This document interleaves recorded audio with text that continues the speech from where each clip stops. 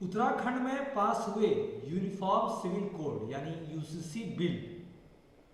इस बिल में live in relation act 381 यानी 381 का प्रस्ताव रखा गया है।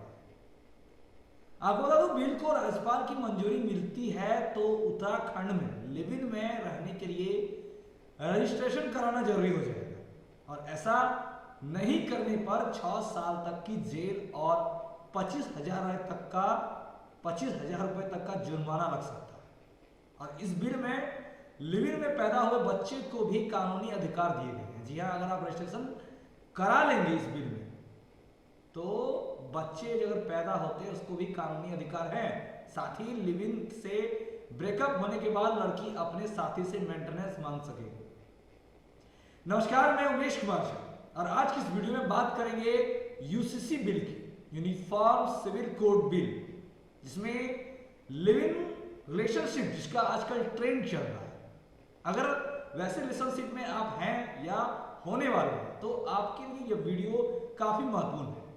आज की इस वीडियो में आपको बताऊंगा कि यूनिफॉर्म सिविल कोड यानी यूसीसी बिल क्या है, इस बिल के क्या फायदे हैं, क्या इसके प्रावधान हैं और इसके जवाब में सुप्रीम कोर्ट के वकील विराग गुप्ता ने क्या क्या जवाब दिए। 7 महत्वपूर्ण सवाल जिसके जवाब आपके लिए महत्वपूर्ण है। पहला, अगर बिना रजिस्ट्रेशन के अगर आप साथ रहने पर रहते हैं उत्तराखंड में, अगर ये बिल पास हो जाती है उसके बाद अगर आप बिना रजिस्ट्रेशन के साथ रहते हैं तो आप पर क्या सजा हो सकती है।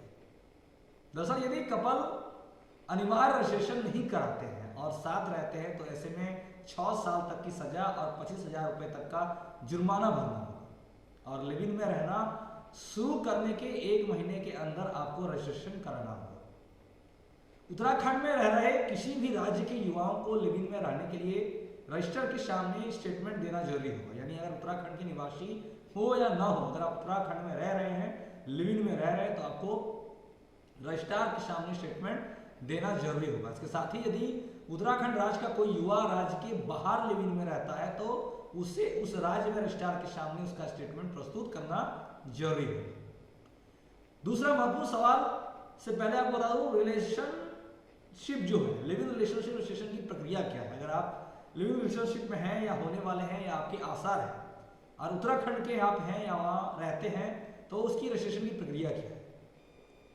सबसे पहले आप लिव इन पार्टनर्स को आर्टिकल 380 के अंतर्गत रजिस्ट्रेशन करवाना हो। जो लिव इन पार्टनर्स आप दोनों हैं, जो भी 2 कपल हैं, उन्हें आर्टिकल 380 के अंतर्गत रजिस्ट्रेशन कराना होगा। उसके बाद रजिस्ट्रेशन का स्टेटमेंट रजिस्ट्रार के सामने प्रस्तुत करना होगा।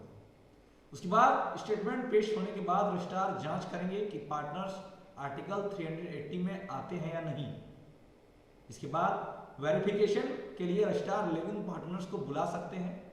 वेरिफिकेशन पूरा होने के 30 दिन के अंदर लिव इन पार्टनर्स को सर्टिफिकेट जारी किया जाएगा कि वो लिव इन रिलेशनशिप में है। इस बात के बीच एक मुख्य सवाल ये बनता है कि लिव इन का क्राइटेरिया कैसे तय होगा, इसमें कौन से लोग आएंगे कि लिव इन में हैं। आपको तो इसका भी कानून के तहत स्पष्ट व्याख्या नहीं की गई। हालांकि कानूनन लड़की के लिए 18 साल और लड़कों की शादी की न्यूनतम उम्र 21 साल है और इस आयु सीमा से ज्यादा के कपल बिना शादी किए साथ रहते हैं तो इसे लिव इन रिलेशनशिप माना गया है और फिलहाल के हिसाब से सही लिव इन रिलेशन माना जाएगा। हालांकि इसको लेकर कोई स्पष्ट व्याख्या भी कानून की तरफ से या कोर्ट की तरफ से नहीं है। लिव इन में अगर रहते हैं, अगर बच्चे लिव इन में आपके बच्चे होते हैं तो उनका क्या कानूनी अधिकार मिलेंगे, ये सवाल काफी महत्वपूर्ण है। आपको तो अगर लिव इन में रहते हुए बच्चे का जन्म होता है तो उस बच्चे का वैध संतान माना जाएगा। उन कपल का वो उसे वैध संतान माना जाएगा, यानी उसे वो सारे कानूनी अधिकार मिलेंगे जो शादीशुदा के बाद वैध संतान को अधिकार मिलते हैं। एक मुख्य सवाल यहाँ यह भी बनता है कि क्या सभी लोगों के लिए रजिस्ट्रेशन कराना अनिवार्य होगा। आप लिव इन में रह रहे हैं, आप सीक्रेटली रह रहे हैं या ओपनली रह रहे हैं, क्या ये सभी के लिए कंपलसरी है। आपको बता दो, ऐसे लोग जिनके समुदाय जैसे आदिवासी समुदाय और जनजातियां में शादी से पहले साथ रहना उनकी प्रथा है तो उन्हें रजिस्ट्रेशन नहीं कराना होगा। ध्यान से समझिएगा, जिनके समुदाय में शादी से पहले साथ रहना उनकी कल्चर है, उनकी प्रथा है, उन्हें रजिस्ट्रेशन नहीं कराना होगा। उदाहरण के तौर पर आदिवासी समुदाय और जनजातियां। आपको बता दूं, उसके अलावा जहां प्रथा नहीं है, अगर आप रह रहे हैं तो आपको रजिस्ट्रेशन कराना है। अब इस दुनिया में लिव इन रिलेशनशिप का चलन चल रहा है। कहीं एक वेस्टर्न कल्चर जिसे धीरे धीरे एडॉप्ट किया जा रहा है, एक संस्कृति के तौर पे, एक भारत धरोहर के तौर पे इसे हम गलत मानते हैं, इसे गलत मान सकते हैं, लेकिन रिलेशनशिप में ये देखने को मिल रहा है जिसे भी अस्वीकार नहीं किया जा सकता है। आदम और हवा को पहला लिविंग कपल माना जाता है। आपको लिविंग का चलन से रिलेटेड कुछ इंटरेस्टिंग बात बता दूं, आदम और हवा को पहला लिविंग कपल माना जाता है और कहा जाता है कि 19वीं सदी में इस रिश्ते को कोहेबिटेशन कहा जाता था। कोहेबिटेशन लैटिन शब्द है और इसका मतलब साथ रहना है। क्या आपको पता है कि 1990 में उत्तरी यूरोप के देशों में इसका चलन तेजी से बढ़ा था और आदम और हवा पहला लिविंग रिलेशनशिप कपल हैं जो पहले लिविंग में रहे थे। वहीं 20वीं सदी में इसका कल्चर अमेरिका में आम हो गया था, अमेरिका में ये कॉमन चीज हो गई थी और 2010 में भारत में सुप्रीम कोर्ट ने इसे इस रिश्ते को मान्यता दे दी। उसके बाद धीरे धीरे भारत में भी यह कदम जमाना शुरू कर दिया है। अब ये सवाल है कि आप किस समुदाय से हैं, क्या महत्व है किस जोड़े का रजिस्ट्रेशन नहीं हो। क्या ऐसा कोई है कि आप कपल हैं, लिविंग में हैं, लेकिन आपका रजिस्ट्रेशन नहीं होगा।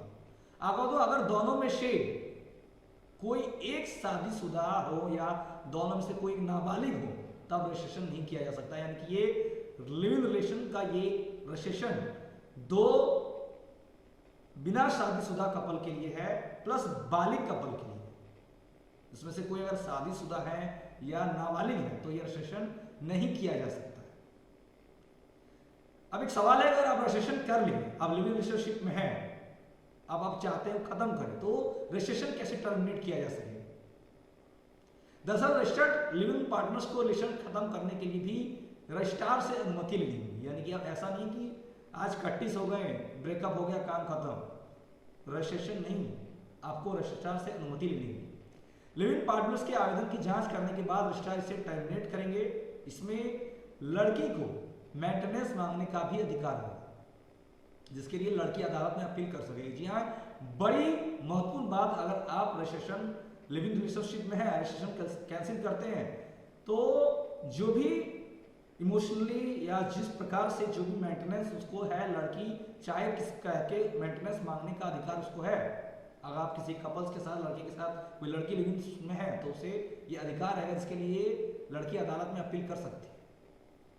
और सातवां और मुख्य सवाल यह है कि क्या इसमें पेरेंट्स या फैमिली का कोई इन्वॉल्वमेंट होगा। कई बार ऐसे मामले देखे जाते हैं इसमें पेरेंट्स की अनुमति नहीं होती है, पेरेंट्स की इच्छा नहीं होती है। क्या सिर्फ पेरेंट्स के हस्ताक्षर, साइन या इन्वॉल्वमेंट हो रहेगा, तो आपको बता दो इसका अधिकार रजिस्ट्रार के पास है। रजिस्ट्रार दोनों पार्टनर के अलावा जरूरी लगने पर किसी परिचित का बयान भी मांग सकेंगे। अगर वो चाहते हैं कि कोई परिचित का बयान चाहिए कि दोनों कपल पे के लिए जो रजिस्ट्रार करे तो वो जारी होगा। और ऐसे में रजिस्ट्रार पेरेंट्स की कंसेंट्स भी मांग सकते हैं, अगर मांग करेंगे तो वो जरूरी होगा। इसके अलावा वेरिफिकेशन में यदि कपल नाबालिग हुआ तो उनके माता पिता को इसकी सूचना दे दी जाएगी। जी हाँ, नाबालिग कपल अगर पाए जाने पर उसकी जांच पता चल गई तो उसका सूचना माता पिता को दी जाएगी। आज के इस वीडियो में फिलहाल इतना ही। आगे आपसे फिर मिलेंगे कुछ नई अच्छी खबरों के साथ। हमारे साथ अंत तक बने रहने के धन्यवाद। जय हिंद, जय भारत।